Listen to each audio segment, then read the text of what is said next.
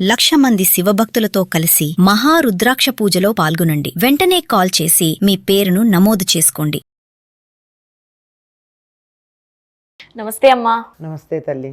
అమ్మా, ఆషాఢ మాసం రాగానే మనందరికీ మంచిగా గోరింటాకు గుర్తుకొస్తుంది. మంచిగా పక్కింట్లో అక్కడి నుంచి తీసుకొచ్చుకొని మంచిగా దచ్చుకొని అందరికీ పంచుతాం కూడా.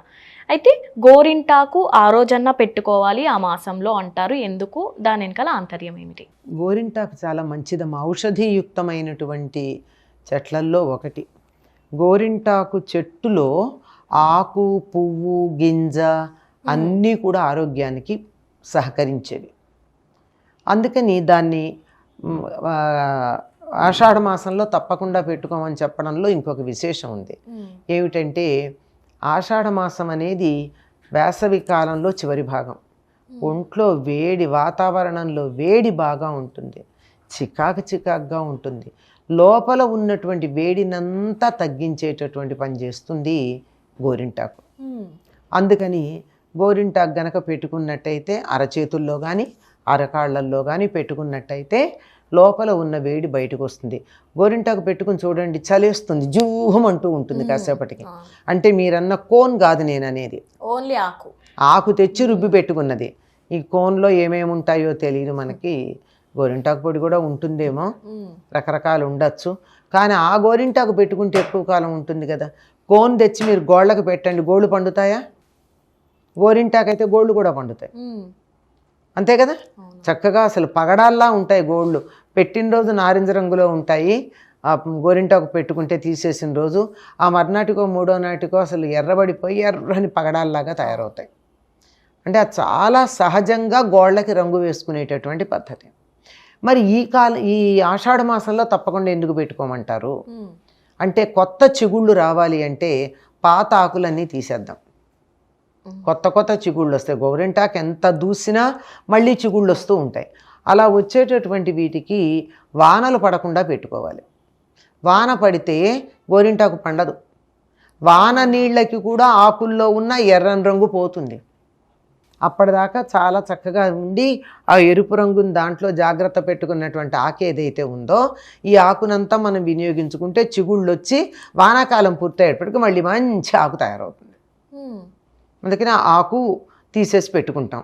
అది చెట్టు పరంగా దానికి అట్లా సరిపోతే మనకి శరీరంలో ఉన్నటువంటి వేడినంతా తీసేయటమే కాకుండా ఇది చేసే పని ఏమిటంటే, ఇప్పుడు అంత అవసరం లేదు కానీ పూర్వకాలం ఆడవాళ్ళు నీళ్లల్లో పనిచేస్తూ ఉండేవాళ్ళు.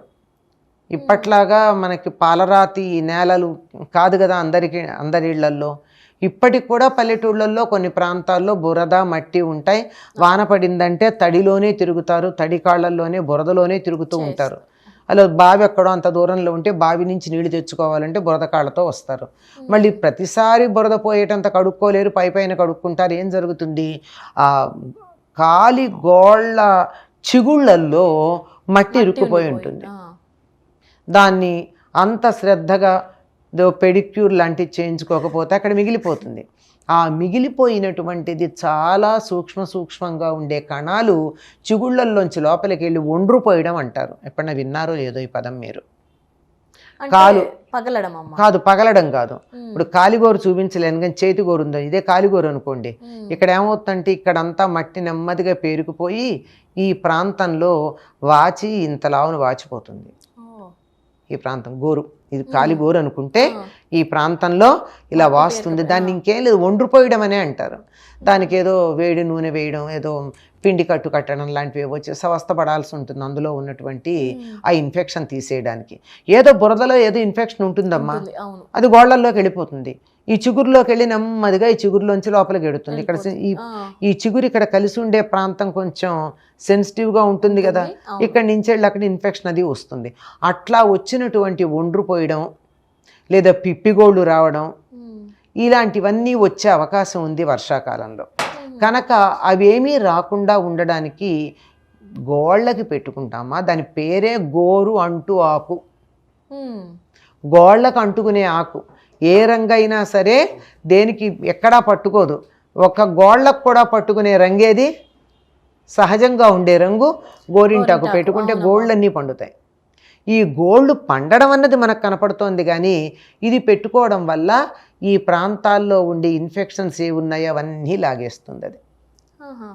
అంటే పిప్పిగోళ్ళు రావు. నీళ్లతో 24 గంటలు పనిచేసేవాళ్ళు మీరు గమనించండి. వంటలు బాగా చేసేవాళ్ళు ఉంటారు, వాళ్ళకి సాధారణంగా ఈ గోరు కానీ వాచి ఉంటుంది ఎప్పుడు.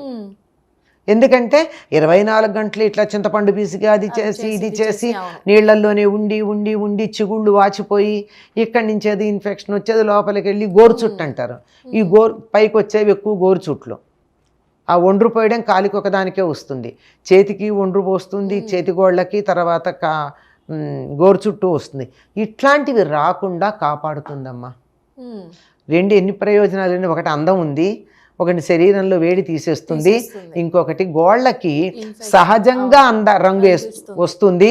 ఆ పైన గోళ్ళకి సంబంధించిన పిప్పిగోళ్ళు ఒండ్రుపోయడం లాంటివి రాకుండా కాపాడుతుంది. అందువల్ల తప్పనిసరిగా వర్షాలు వచ్చేటటువంటి సమయంలో కాళ్ళకి ఇబ్బందులు కలగకుండా ఉండడానికి ఈ గోరింటాకు పెడతారు. ఇంకా పగలడం కూడా తగ్గుతుంది. కాళ్ళు పగులుతూ ఉంటాయి కదా, కాళ్ళు పాచిపోతూ ఉంటాయి. శీతాకాలం పగులుతాయి, వర్షాకాలంలో నీళ్లలో నాని నాని నాని వేళ్ల సందులన అక్కడ ఒరిసిపోయినట్టయి, తడిని నిలిచిపోయి ఒరిసిపోయినట్టయి, ఆ తర్వాత పాచిపోయినట్టు అవుతాయి.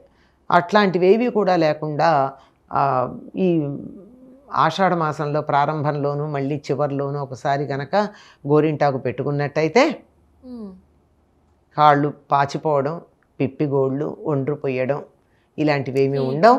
శరీరంలో ఉన్నటువంటి వేడి కూడా తీసేయడం జరుగుతుంది. అందుకని పెట్టుకుంటాం. ధన్యవాదాలమ్మా. నమస్తే.